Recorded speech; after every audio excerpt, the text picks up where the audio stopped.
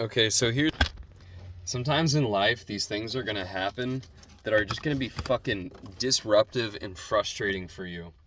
They're gonna freak you out, and you're gonna feel like the world's falling apart right now in the moment. Everything's gonna feel wrong. And that shit is really just not valid. Like that whole story you're telling yourself about how everything that's happening is going to impact everything that's happening in the future probably isn't true unless you're about to die. And usually the bad stuff that happens is what makes you strong later on, what makes you cunning, what makes you creative. And, I just had a buddy who was struggling through something. And it wasn't a really big deal, but it's just been enough little things recently where life's been kicking his ass over and over and over and over and over, which actually has been happening to me too, that I was able to kind of help walk him through this. And it happens to all of us at different times in different degrees. And the second you think you're free from it, some new complex challenge is going to come your way that you really feel unprepared for. But what you need to recognize is, first of all, it's not going to last forever. Whatever this bad thing is happening is not going to impact you permanently. Second of all, you need to stop the bleeding. If there are things compounding because this issue is coming up, which is probably why you're having a panic attack about it, you need to recognize that to stop the bleeding, you need to catch your breath,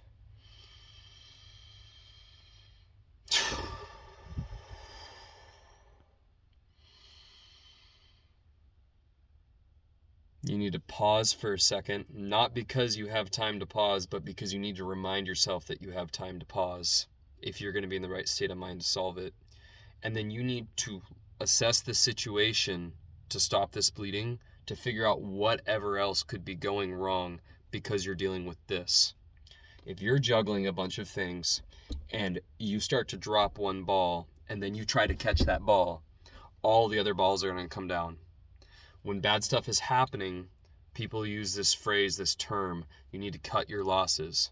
Well, you need to cut your losses like not chasing after that other ball so that you can catch the other things that are going on, And like with this person, he was struggling to deal with something that came up that's already basically a problem that he can't solve while he's got other things in time pressing on him.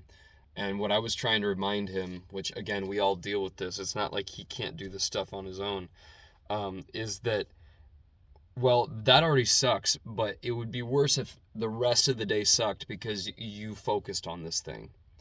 It'd be worse if the rest of your month sucked because you focused on this shitty week. Like fucking newsflash. If you live a human life and if you have dreams, shit's gonna suck all the time. Living the dream looks like putting out fire after fire and stimming wounds all the time. And if you can't accept that, you are never going to succeed or get anywhere. You are always going to be a loser. A loser is somebody who takes a defeat and accepts it. A winner is somebody who takes defeat after defeat after defeat after defeat and keeps pressing forward with it. And so if you can manage to do that and just accept the fact that you're bleeding, just keep yourself from bleeding out, recover, and keep moving on with it. That's all you can do. That's the third thing about this. He couldn't see me.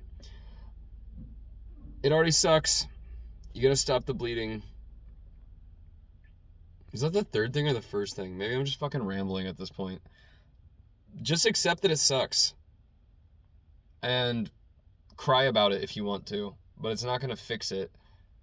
And don't try to block it out and ignore it, because then you're just gonna be blocking it out all the time and you're gonna be holding the weight and it's gonna come crashing down. If you want to fix your life and you want to have a good life, accept that the struggle that's happening to you right now is your next upgrade, and stop being a bitch about it. I don't know what to tell you, And tell me next time I'm being a bitch about it, because I will.